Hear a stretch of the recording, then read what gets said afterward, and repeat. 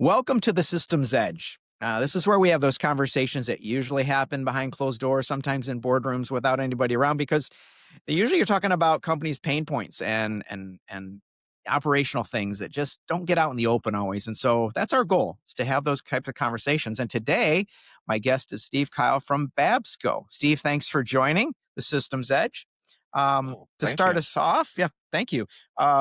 You're welcome. I appreciate you being here more than you know. Tell us a little bit about yourself and your role at Babsco and what Babsco does. All right. I'm currently the president of Babsco. I've been with Babsco for since 2000, so it's been a little bit. Yeah, Uh, we are a wholesale distributor of electrical products.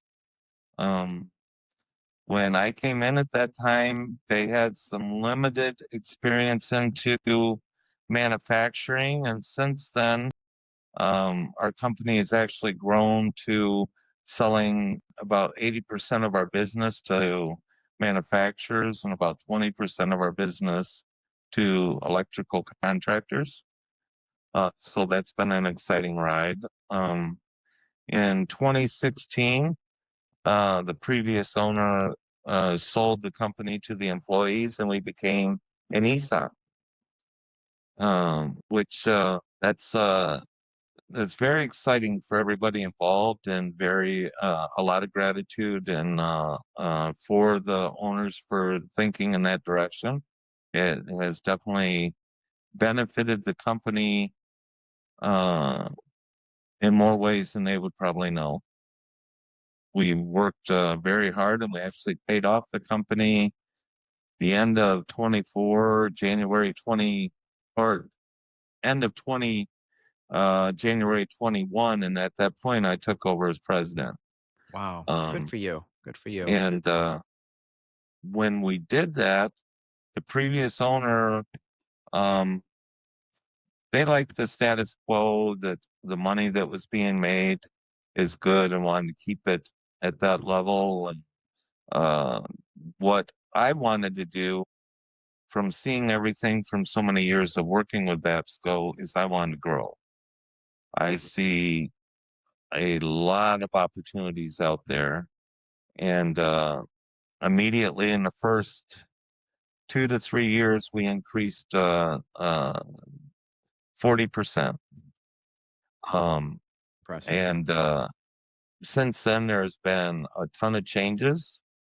And we are right now on the cusp of moving into the next level of business with expansion. So it's Good been for very you. exciting times here.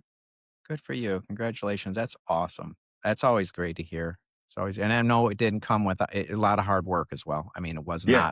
it's not an easy path, and that road ahead is probably not easy either. I don't have to tell you that, especially as president of the company. It's a lot of weight on your shoulders, I'm sure. So, how did your career path lead you to become president? And Um, maybe to add to that, what are any moments that stood out along the way? uh, I've always liked uh, talking with people, dealing with people. Um, my father gave me some real valuable experience when I was younger, starting out. He basically told me, it'd be good to have a skill to fall back on if needed, but definitely make your own way in life. And basically, what I did was I went to school for air conditioning in Florida, and that skill set put me through college. I worked during the day and went to college at night, and uh, and then moved on from there. I figured um, you have two choices: either to be body tired or mentally tired, and it looks like I took the mental part. Mental tired. Yeah, I don't know if I don't yeah. know if that tossing it up in the air is probably a toss up, but as you get older, you appreciate being mentally tired more. Yeah, yeah. They say the brain is a glucose hog, and it wears you out to think hard. It really does. It physically Oh, wears you out too. So yeah, I mean, this year we've had a lot of things going on. ESOP, of course, we work with a board. I They kind of laughed at me because I always have at least a dozen things in the air and ideas because not all of them pan out. So you always got to have stuff going. Um, and in that point, I changed our business ERPs in February, Wow. and with the different industries and stuff that we've been going in, uh, the board has had me create an umbrella company and three new companies in the last several months. Wow. Wow. That's a lot of strategy, I'm sure. I mean, we don't have to get into the weeds on that, but that took some thought and Yeah. yeah, there Um, must have been some deep long-term planning to bring that about. yeah, I mean, we've even just an ERP change, that's massive. That's a massive change. yes, yes. How Yeah, has that well, how has the ERP change gone? Has it been smooth or adoption oh no. issues or it's always a challenge. I've never seen it go smooth, but I'm just curious how it's gone for you. It's never talks. Uh it's been since February, and I think the biggest thing that we've been working on has been our implementation of our financials.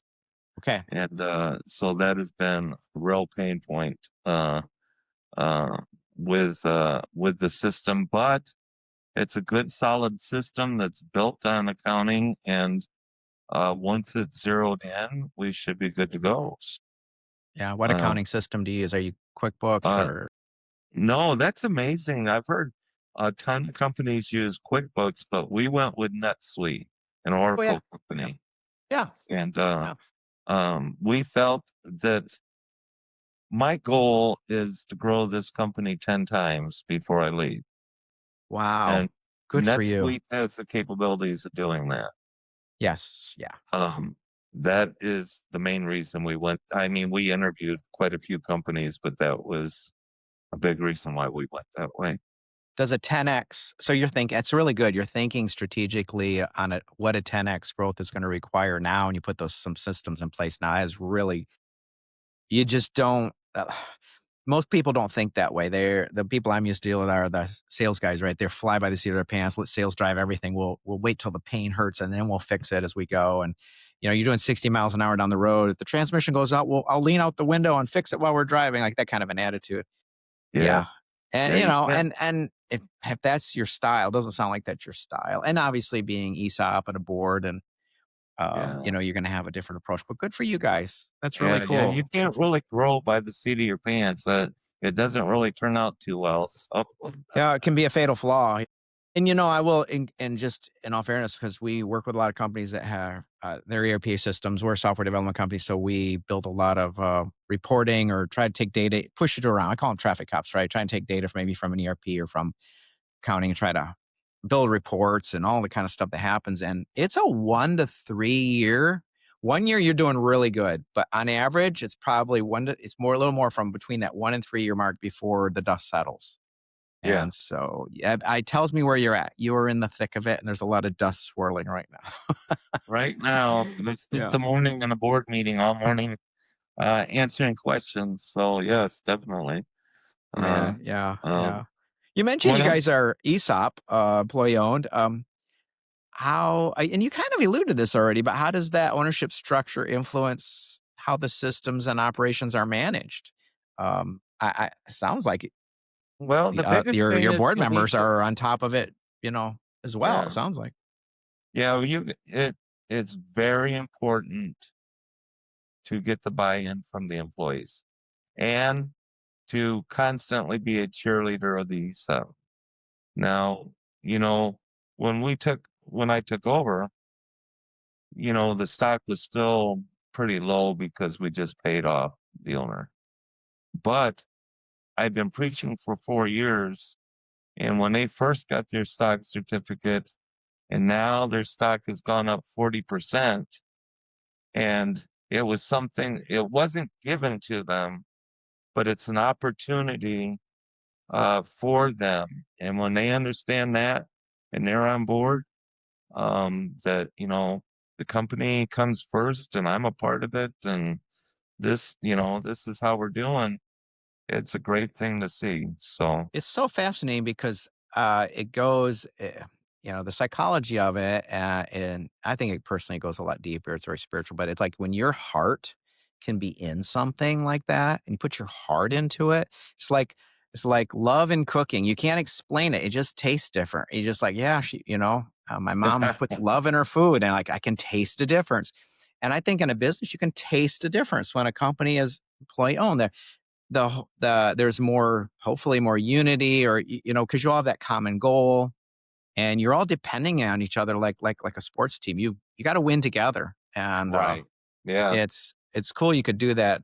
It's really really I don't know if maybe everybody appreciates how rare of an opportunity that is sometimes too. Well, yeah. And then to Yeah. have someone like you who's like, hey, I've got the vision, let's go take it to the next level. um Yeah. I mean, even speaking with the companies we created, one of the stories we had is we're our electrical supplier, and part of that is we spool down wire. Well, we had a machine break. It was from probably the 1950s. Um, so I thought, well, I spent a couple weeks trying to fix it. I said, well, let's get another one. So I started looking, never saw anything that I wanted.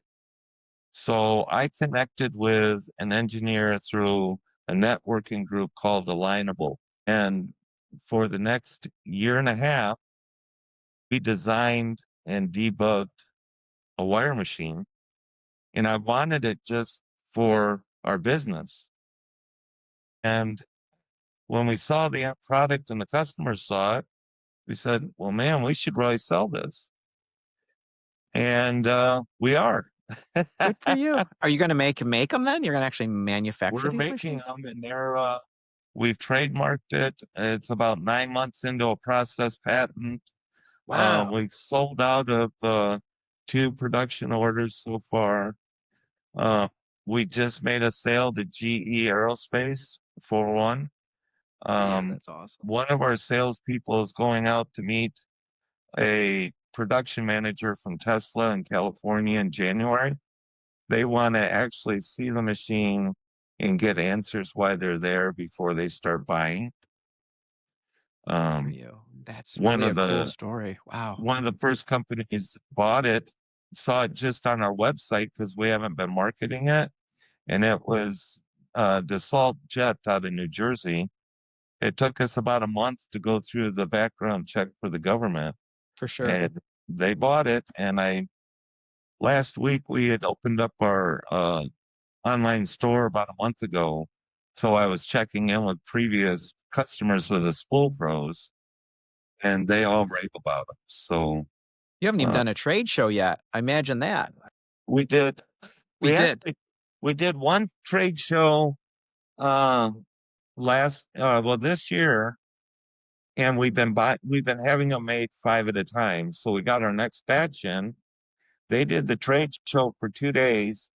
Before they got back to work, all of them were sold out. So we're going into our next production run of 16 of them now. How And exciting. That's so yeah, cool.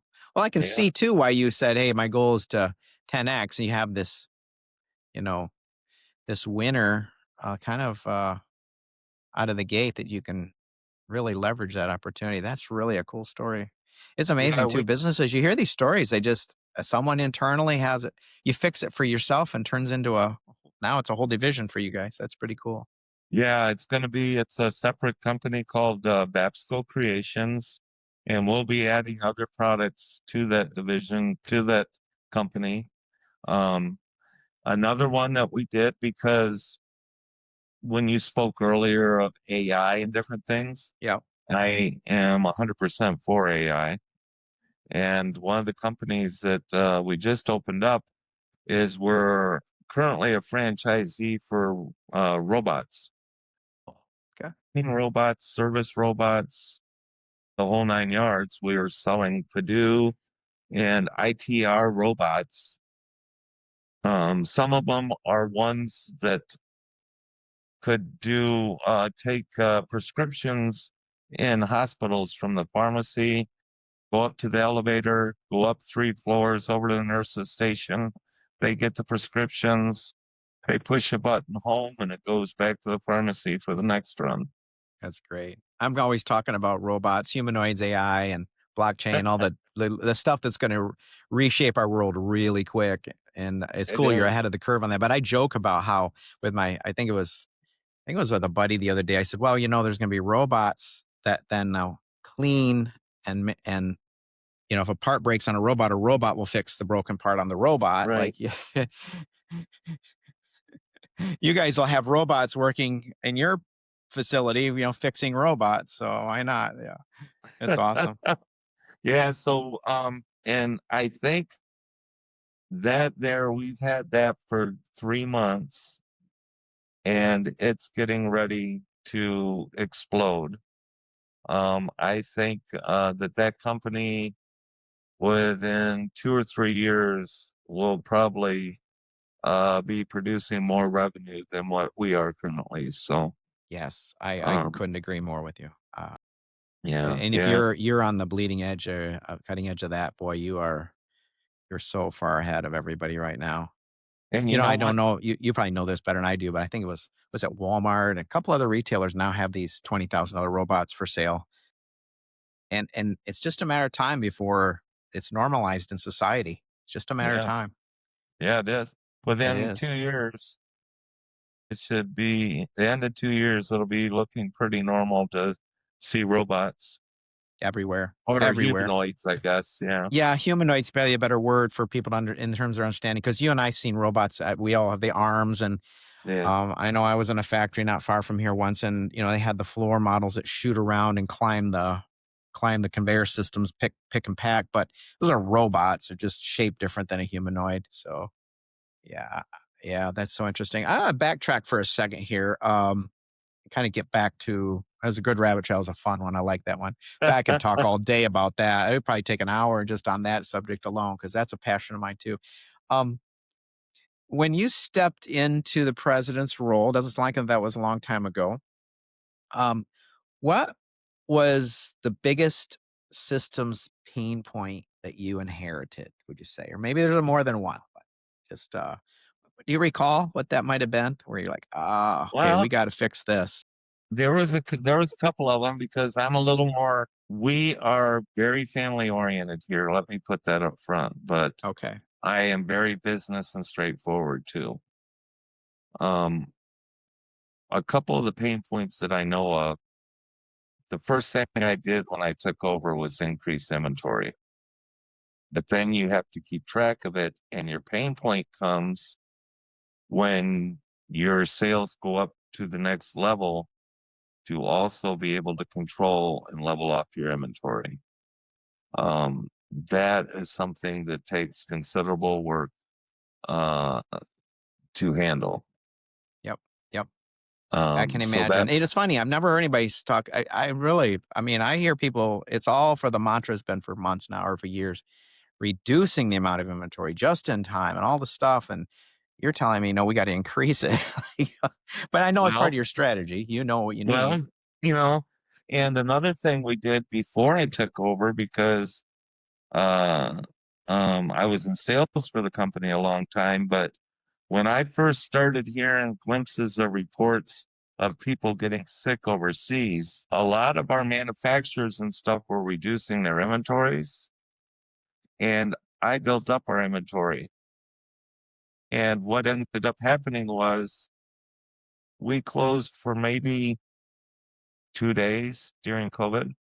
We were the only place around that had inventory to sell to critical suppliers. Everybody else was downsizing because they knew they were going to close down. Yes. And I was saying in my mind, no, we're not. This is an opportunity. Don't look at it as a problem. It's an opportunity because if we have the product, people are going to come, and they sure did. Yeah. Yeah. Well, that was some serious foresight on your part. Good for you. Good for Yeah. you. Um, Um, looking at, I look at things a little, I very rarely see a problem. I try to see the opportunity out of the problem. So, that might be a little different wiring, so I'm not sure. Yeah. It's a fine balance to have what you just described about yourself, this visionary, always, seeing opportunities and yet not getting so caught up in what I kinda call the right side of their brain to also have the balance of the left side and, okay, we gotta manage day to day. We gotta manage the day-to-day operations well at the same time. They don't always it can be oil and water in most organizations, at least from my experience. So, um, Yes. it's Yeah. pretty cool that you've got that balance, and maybe ESOP plays into that a little bit because there's a lot of people looking out for your best interests, a lot of positive input at a real hands-on level, right? They're able to tell you what's Well, really going on. You're it not getting wasn't some outsider's opinion. it wasn't always that way. Um, when I first took over my first board meeting, Mhm. um, I asked my entire board to step down. I said, Wow. "From what I've seen over the years, you're all yes people, and I want somebody that's going to give me advice and fight with me a little bit, and you're not doing it." I was told several times in that meeting they wouldn't fire you, and my final response to him was, "Then you better do it now, because when the meeting's over, I'm firing you." And I lived through it. So You survived it. I was just gonna say, I would love to have been a fly on the wall in that room that day. That would have been I fascinating. lost our CPA the same day that had been with the company 30 years. Wow. And but what I did was I searched and found a, a directors association for board members. And I interviewed probably 30 board members to find what I wanted to set us on the right path and Mhm. develop our board the way it's supposed to be. And Yep. he's with us to this day. Yeah. Um, and it's basically a hired gun to develop the rest of the board and the company, and that's what I tried to do. But Yeah. before our board meetings were like, well, let's go across the street for dinner and then call it a day. Now we're having formal, proper minutes, resolutions, all my yards, Yeah. man. Yeah. Yeah. But I You I didn't you see the sound like company going. you took it from the all the way to the highest level and all the way to the I mean, even down to the inventory and ERP level, like you it's just a rare, rare thing to hear what you're saying. It's so rare, but good for you. It's so cool. It's It's so been cool. it's Yeah. been quite the experience, that's for sure. And we're Well, in short order, you're talking this was just what, a year or 2 ago, right? yeah, yeah. That is that is crazy. So, man, where do you even go from there? I kinda just wanna stay on that trail because that's just so exciting. And I keep feeling like I feel like all my questions would just they go into the boring weeds, but you're talking about so exciting, but, Well, uh, you what to know go along with what better go along with robots is we also started another company called Technologies, okay. and we went around the country to the websites to see what everybody was carrying and what they were out of.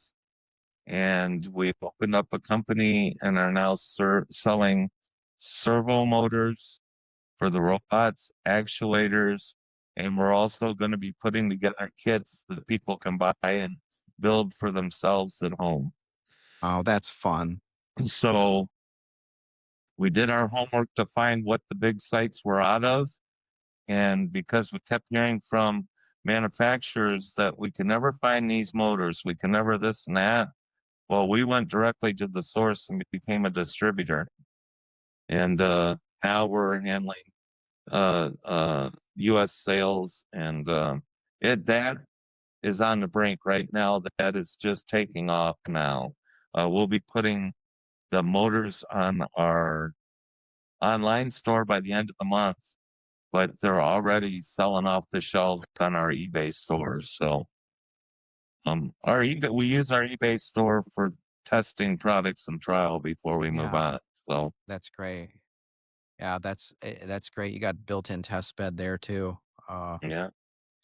yeah, it's like I feel like, like if what you just said there, like, reminds me of something you'd hear, like, Gary Vaynerchuk say, "Yeah, all you gotta do is just go to these sites and look at what they're out of, and then, there's a whole business model, and it works in every category." Does you're niche, you're very nichey, but, like, it Yeah, kinda works in a lot of it does. niches. What a gem for anybody listening right now. Man, wow, that's so cool. And That's there cool. and there's companies that, there's companies out there now for people too that I've used them before that will go and uh, give you a report on your competitors, on what they're strong in, what they're weak in, and it doesn't cost that much for them to do that. And you can put that information together and come up with a whole plan just from that.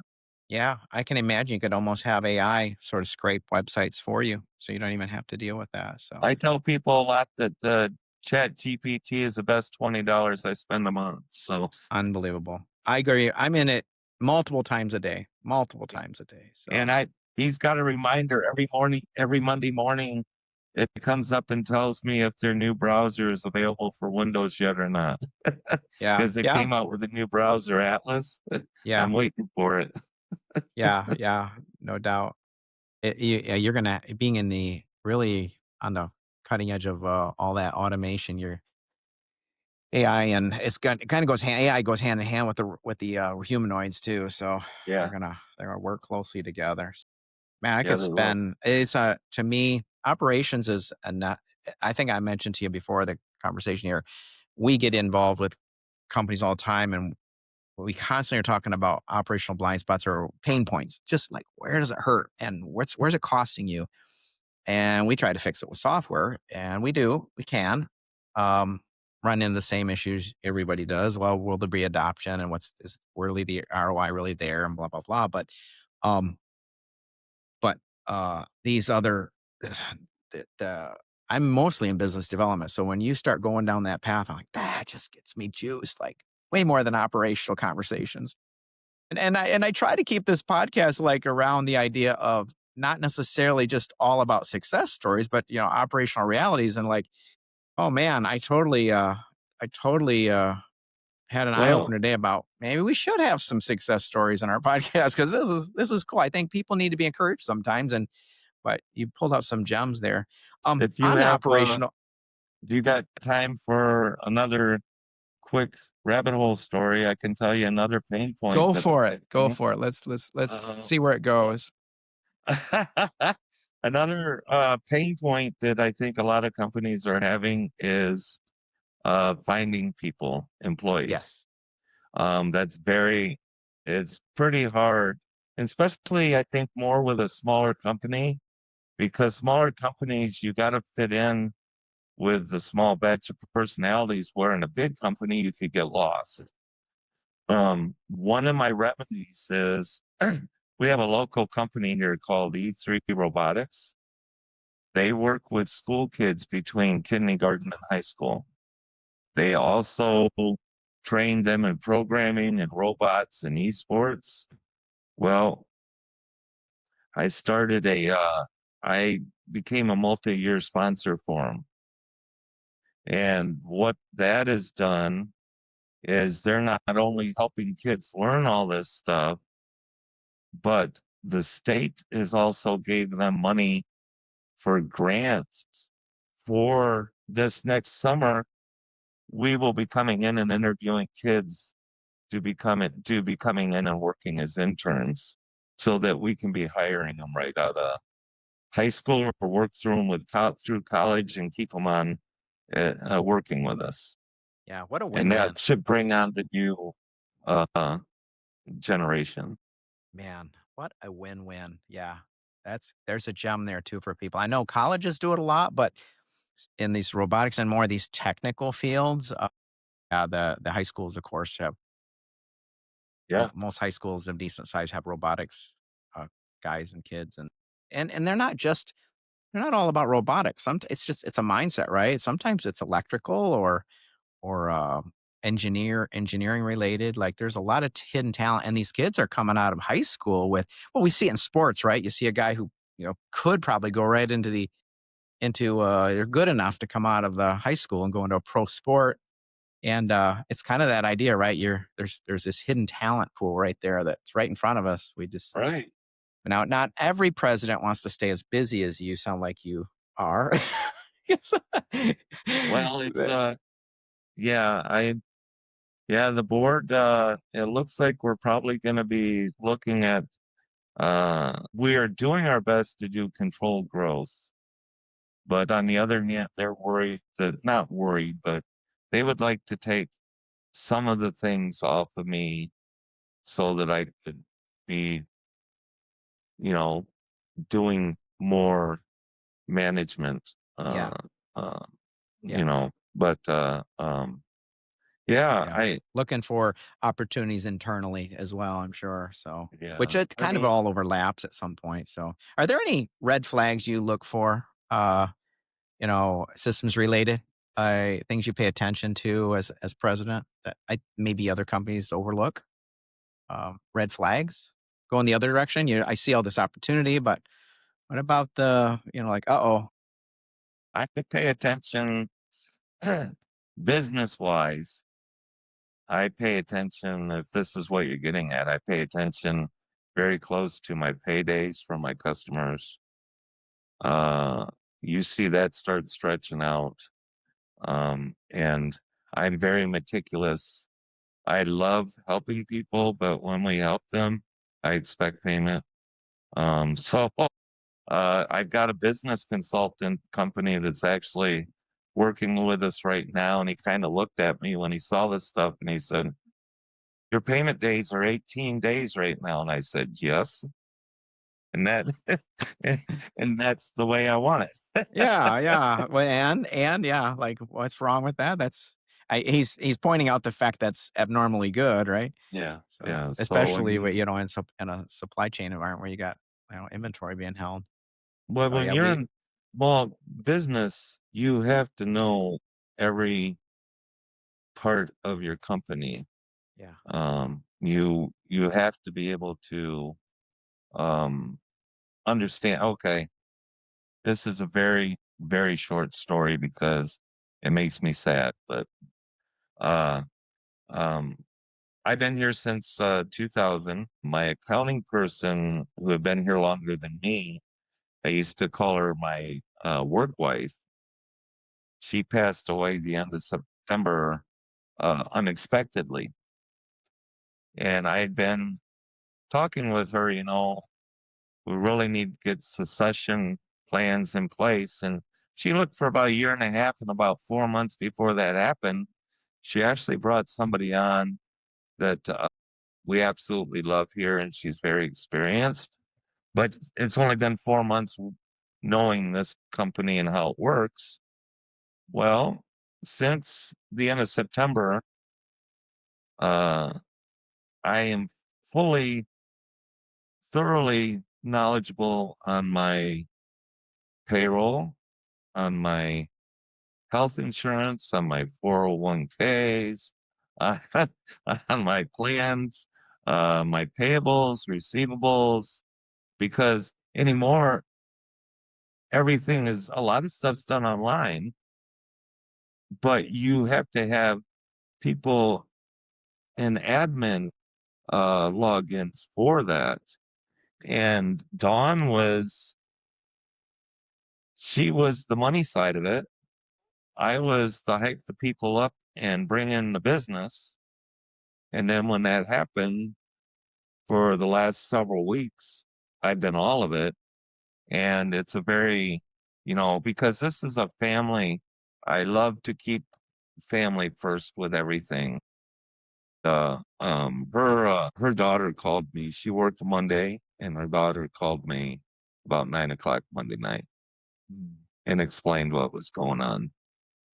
And uh, and Dawn wasn't married, and she has three daughters. And I've had some time to grieve and think about it, but on the other hand, um, they wanted me to come to make the arrangements with them, and I've worked with all the different entities to make sure all her benefits are going through right to them and everything. So Yeah. that's just been a little bit going on here for the last few weeks, but we Yeah. see the light, and Yeah.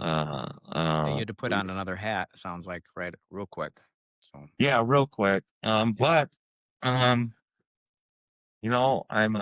I look as not a positive for Dawn. I miss her dearly, but um, sometimes it's good to go in and get in the dirt because you start to take things for granted, and then you lose uh what is actually going on with things. Yeah. And Yeah. so I mean that in that part of it, it's been a benefit. So but yeah. It's in a sad way, it forced you to do like they do on that TV show Undercover Boss, where you had to go in and Oh, see things from someone out from the, you know, boots on the ground perspective. And, it wasn't the best circumstances for you to do that, but it's eye opening, I'm sure. it What what is. And Yeah. What metrics do you track yourself when you mentioned she did accounting? What type of metrics are, or maybe that shifted when you started looking at it in detail? no, um, you know, just I keep the standard metrics because I've been watching. I know I watch my daily sales. I know where we should be. I'm still working on the implementation, so I don't trust my books enough now. And the board asked me today why I think I'm doing good. And I explained in detail that this number is doing this is doing this is where I'm at, and that's why I know, I don't need a computer for everything, but we need it for the government and the accountants. But Yeah. Yeah. um, receivables is a big part. Keeping your payables in line and watching where you're at it is big. I've always watched my sales for the most part, my receivables and my inventory. And since everything's getting automated more and more, I get daily texts and emails every morning from the bank that this is where my account is at right now. And now I'm getting four different ones. But yeah, Right. this is It's good. Yeah, Don't you love it though? Automated, right? It's just like you have your own the bank's giving you like an AI agent. Just boom, there you go. I yeah, figured you wanted it. Here you go. So and you have your exceptions that you need to get on and okay or different things. So yeah, yeah, I mean, I still keep uh I watch the money yeah, yeah. is a big metric. It tells a story. It Yeah, tells probably more of a story than anything. And I think that's another reason why integrating systems helps, because information gets so siloed, and it tells a story if you can weave them together, and you can weave those stories together. And that's where reporting helps quite often. yeah, And I don't just having, like you said, your brain's sort of doing that, right? You get the bank statement, and then you see your inventory and your ERP numbers, and like you're weaving that story in your own mind. So, okay. um, in closing, if you could give business owners, any C-level executive, really, a single, it doesn't have to be single. If you got two or three, it's fine. A systems habit or a change they could make in their business. What would it be and why? I think your biggest thing, and that's for a different podcast because I'm working with college kids at UCLA to develop a software company, but uh um is That's awesome. watch it's very important to watch your inventory and to watch your GP with your sales. I think Mm, that are the two biggest things. With your paydays drives your EBITDA, mm, and your EBITDA is what you're worth times how much. depending on your company risk. And that is a big driver of mine going forward. Yeah. Um, I mean, like you said, some of this stuff you could talk about for a long time, but I don't want people to get wore out. Yeah, absolutely. Absolutely. No, this has been great, Steve. I really appreciate you sharing your insights and experience. It has been a pleasure to have you on today. I know our listeners appreciate your time and there was a lot of wisdom here that you shared. A lot of wisdom. And I look forward to seeing how these ideas um, help other people sharpen their edge too. And that is our goal. We want to serve. So thank you so much. Thank you Well, so thank you. much. It's been very enjoyable. Awesome. I'm glad you had a good time too. Sometimes don't you find it's helpful to rehearse these stories sometimes, right? Like it's encouraging. It's good. It's good. Well, good. Well, you have a great rest of your day. Thanks, Steve. You Take too. care. Thank you. Bye bye. Bye.